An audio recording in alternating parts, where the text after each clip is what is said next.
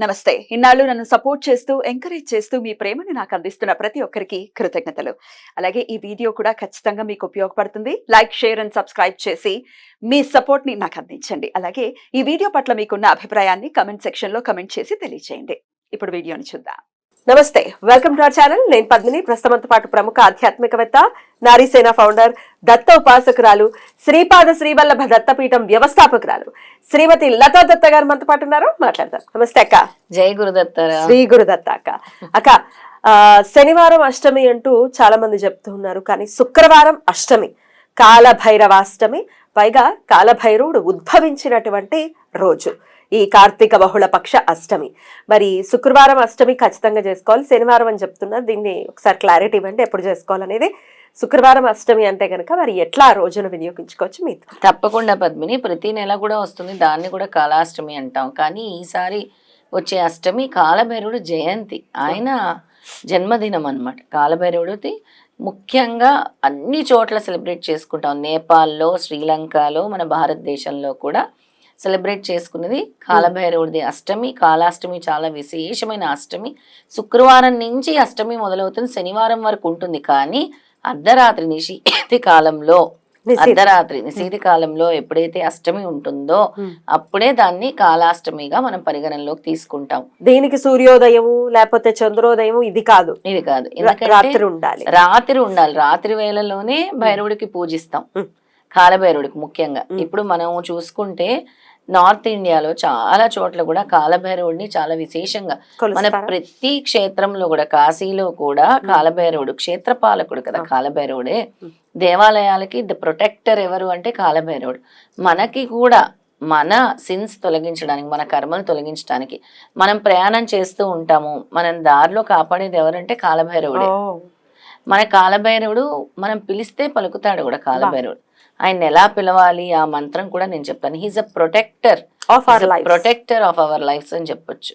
అలాగే ఒక సక్సెస్, జీవితంలో ఒక సక్సెస్ గనక మనకు కావాలంటే ఈ రోజుని చక్కగా వినియోగించుకొని కాలభైరవుడిని పూజించాలి.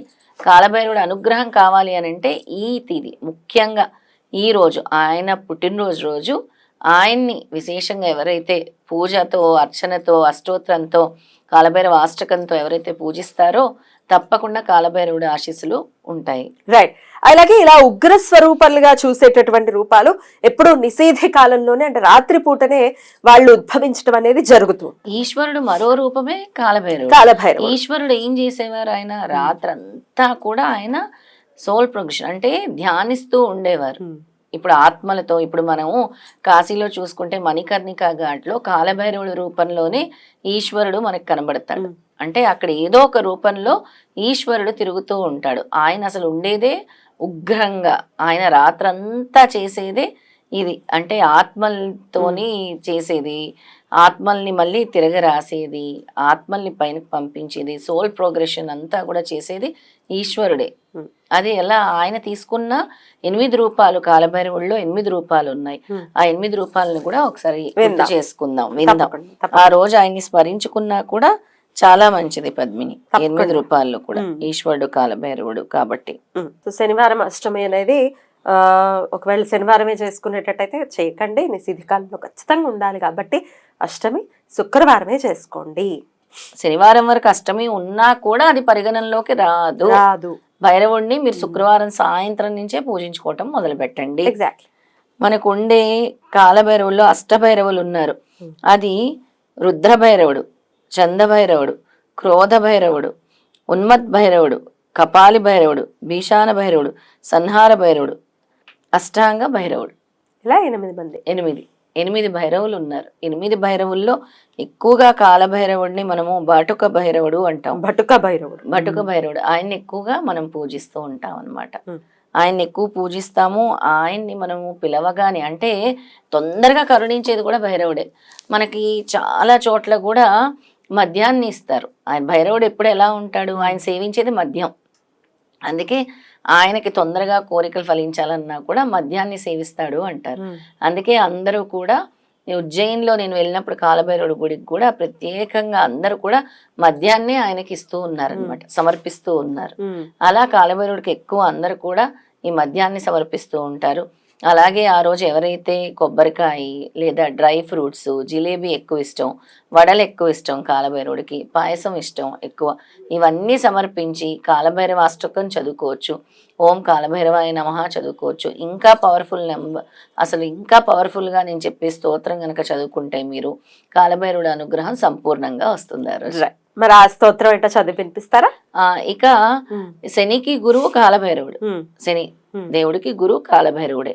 అలాగే రాహు దోషాలు, శని దోషాలు ఉన్నా కూడా కాలాష్టమి రోజు ఎవరైతే వెళ్ళి అక్కడ దేవాలయాల్లో ఆవ నూనె సమర్పిస్తారో, అలాగే నల్ల నువ్వులు ఎవరైతే సమర్పిస్తారో ఈ దోష నివృత్తి కూడా జరుగుతుంది. అద్భుతం. ఆవ నూనెకి అంటే ఆవ నూనె దీపారాధనకి వినియోగించండి అని ఇచ్చేయచ్చా? దీపారాధనకి వినియోగించుకుంటారుగా దేవాలయాల్లో. అది ఓన్లీ కాలభైరవుడి గుడిలోనా, ఏ గుడిలో? కాలభైరవుడి గుడిలోనే ఇవ్వాలి. కాలభైరవుడి గుడిలోనే ఆ రోజు ఎక్కడుందో కాలభైరవుడి గుడి చూసుకొని మీ సకల దోషాలు, శని దోషాలు నివృత్తి అవ్వాలన్నా, రాహు దోషాలు నివృత్తి అవ్వాలన్నా, ఇలాంటి అష్టమి కోసం ఎదురు చూస్తూ ఉంటారు. వెళ్ళి ఎక్కడుందో గుడి తెలుసుకొని అక్కడ మీరు ప్రదక్షిణలు చేసుకొని నేను చెప్పే మంత్రం చదువుకొని జపం 108 సార్లు జపం చేసుకొని వీటిని అక్కడ దాన రూపంలో దేవాలయంలో దీపాలకి వినియోగించండి అని చెప్పండి.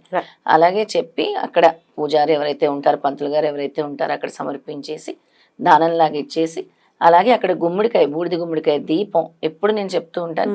ఈ రోజు పెట్టుకునే వాటికి సాక్షాత్తు అమ్మవారి చండీ హోమం చేసినంత ఫలితము, అలాగే మీకు సకల దోషాలు కూడా నివృత్తి అవుతాయి అన్నమాట. బాబా అద్భుతం. చండీ హోమం చేయాలి అంటే చాలా సమయం పెట్టేటటువంటి పరిస్థితి ఉంటుంది, ఎంతో కొంత డబ్బు ఖర్చు అయ్యేటటువంటి పరిస్థితి. దానికి ప్రత్యామ్నాయంగా ఈ దీపారాధన, బూడిద గుమ్మడికాయలో దీపారాధన ఖచ్చితంగా చండీ హోమం చేసినటువంటి ఫలితం ఇస్తుంది అని చెప్తున్నారు. ఖచ్చితంగా ఇస్తుంది. ఒకవేళ మేము కాలభైరవుడి దేవాలయాలకు వెళ్ళలేము అనేవాళ్ళు ఆ రోజు ఇంట్లోనే చక్కగా 2 పళ్ళాలు తీసుకొని బూడిద గుమ్మడికాయని 2 ముక్కలుగా చేసి లోపల ఉన్న గుజ్జు మొత్తం తీసేసి దానికి పసుపు రాసి, అలాగే పైన గంధము కుంకుమ బొట్లు పెట్టి దాని నిండా ఆవ నూనెతో నింపేసేయండి. ఒత్తులు వేయండి. ఒత్తులు వేసేసి దీపం వెలిగించండి. ఇంట్లో పెట్టుకోవచ్చు. ఇంట్లో పెట్టుకుంటే మంచిదే, బయట గుమ్మం దగ్గర పెట్టుకుంటే ఇంకా మంచిదే. ఇప్పుడు మన కార్తీక మాసం పెట్టుకోవచ్చు, అలా కూడా పెట్టుకోవచ్చు. అంతసేపు వెలుగుతుంది. ఆ స్తోత్రాన్ని కూడా నేను ఇప్పుడు చెప్తాను. చిన్న గుమ్మడికాయ అయినా పర్వాలేదాక ఈ సైజ్ లో తీసుకో. చిన్న గుమ్మడికాయ అయినా చక్కగా ముద్దుగా ఉంటుంది. అటు ఇటు పెట్టుకోవచ్చు, గుమ్మం దగ్గర పెట్టుకోవచ్చు. చేస్తే నూనె బోల్డ్ అంత అవుతుంది కదా. అవును, బోల్డ్ అంత.